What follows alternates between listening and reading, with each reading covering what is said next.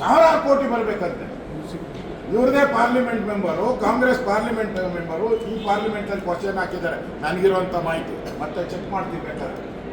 ಅವ್ರು ಕೇಳಿದ್ದಾರೆ ಜಲ್ ಜೀವನ್ ಹಣ ಯಾವಾಗ ಬಿಡುಗಡೆ, ನೀವು ಬಿಲ್ ಸಬ್ಮಿಟ್ ಮಾಡಿ ನಾವು ಹಣ ಬಿಡುಗಡೆ ಮಾಡ್ತೀರಿ ಅಂತ. ನಮ್ಮ PSC ಚೇರ್ಮನ್ CC ಪಾಟೀಲ್ ಅವರು ಅವರದೇ ಕಮಿಟಿಯಲ್ಲಿ ಅಧಿಕಾರಿಗಳು ಬಂದು ಉತ್ತರ ಕೊಟ್ಟಿದ್ದಾರೆ.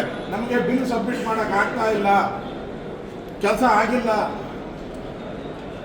ಕೆಲಸಕ್ಕೆ ಯಾರು ಟೆಂಡರ್ ಆಗಿತ್ತು ಅವರು ಸರಿಯಾಗಿ ಕೆಲಸ ಮಾಡಿಲ್ಲ, ಸಬ್ಮಿಟ್ ಮಾಡೋಕ್ಕಾಗಿಲ್ಲ ಅಂತ PSC ಕಮಿಟಿಯಲ್ಲಿ ಉತ್ತರ ಕೊಟ್ಟಿದ್ದಾರೆ. ಸವಾಲು ಹಾಕಿದ್ರು CC ಪಾಟೀಲ್ ಅವರು. ನಾನೆಲ್ಲ ದಾಖಲೆ ನಿಮ್ಮ ಮನೆಗೆ ಕಳಿಸ್ಕೊಡ್ತೀನಿ ಅಂತ ಹೇಳಿದ್ದಾರೆ. ಇಷ್ಟೆಲ್ಲ ಆದಮೇಲೂ ಕೂಡ ಉತ್ತರ ಕರ್ನಾಟಕಕ್ಕೆ ನಾನು ಅಭಿವೃದ್ಧಿ ಮಾಡಿದ್ದೀನಿ ಅಂದರೆ ಇದು ಸುಳ್ಳೇ ಅಲ್ಲ. ಕಾಂಗ್ರೆಸ್ ಪಾರ್ಟಿ ಸುಳ್ಳಿನ ಮನೆ, ಇವತ್ತು ಸುಳ್ಳಿನ ಮನೆ, ಸುಳ್ಳೇ ಕಾಂಗ್ರೆಸ್ ಪಾರ್ಟಿಯ ಧ್ಯೇಯ, ಮನೆ ದೇವರು.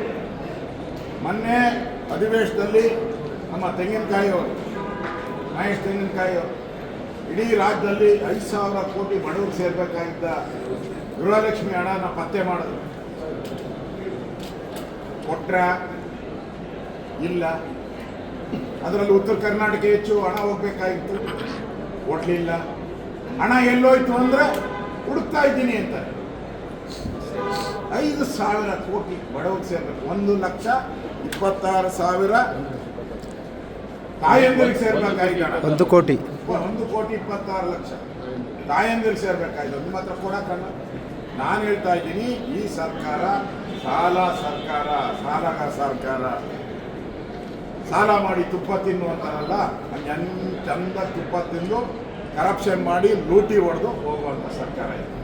ಇವತ್ತು ನಾವು ಭಾಳ ಭರವಸೆ ಇಟ್ಕೊಂಡು ಬಂದಿದ್ರು. ಇಡೀ ರಾಜ್ಯದ ಉತ್ತರ ಕರ್ನಾಟಕ ಜನ ಭಾಳ ಭರವಸೆ ಇಟ್ಕೊಂಡು ಬಂದಿದ್ರು.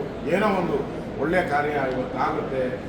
ಎಲ್ಲರೂ ಮುಖ್ಯಮಂತ್ರಿ ಬಂದು ಕಾಲಿಟ್ಟಿದ್ದಾರೆ, ಏನೋ ಒಳ್ಳೇದಾಗ್ತದೆ ಅಂದರೆ ಎಲ್ಲ ಕೆಟ್ಟದ್ದೇ ಆಗಿದೆ, ಎಲ್ಲ ಕೆಟ್ಟದ್ದೇ. ಈ ಅಧಿವೇಶನದಲ್ಲಿ ಸರ್ಕಾರದಲ್ಲಿ ಒಗ್ಗಟ್ಟಿಲ್ಲ, ಬರೀ ಡಿನ್ನರ್ ಪಾರ್ಟಿ ಬ್ರೇಕ್ಫಾಸ್ಟ್ ಪಾರ್ಟಿಗಳೇ ಆಗೋಯ್ತು. ಯಾವ ಮಂತ್ರಿಗೂ ಕರೆಕ್ಟಾಗಿಲ್ಲ. ಇವತ್ತು ಮುಖ್ಯಮಂತ್ರಿ ಉತ್ತರ ಕೊಡ್ತಾರೆ ಅಂದರೆ ಮುಖ್ಯಮಂತ್ರಿ ಗೌರವ ಕೊಡಬೇಕಾಯ್ತಲ್ಲ. ಇವರಲ್ಲಿ ಗೊಂದಲ ಇಲ್ಲ ಅಂತ ಹೇಳಿದರೆ, ಇವರಲ್ಲಿ ಒಡಕಿಲ್ಲ ಅಂತ ಹೇಳಿದರೆ ಮುಖ್ಯಮಂತ್ರಿ ಗೌರವ ಕೊಡಬೇಕಾಯ್ತಲ್ಲ. ಮುಖ್ಯಮಂತ್ರಿ ಭಾಷಣ ಮಾಡಿದಾಗ ನಾನು ಕೌಂಟ್ ಮಾಡಿದ್ದೀನಿ, 6 ಜನ ಮಂತ್ರಿಗಳಿದ್ರು. 6 ಜನ, 30 ಜನದಲ್ಲಿ 6 ಜನ ಅಂದರೆ ಇನ್ನು ಉಳಿದವರೆಷ್ಟು? 24 ಜನ ಮಂತ್ರಿಗಳು. ಆಯ್ತು, MLC ಹತ್ರ ಒಂದು 5 ಜನ ಹೋದ್ರು ಅಂತ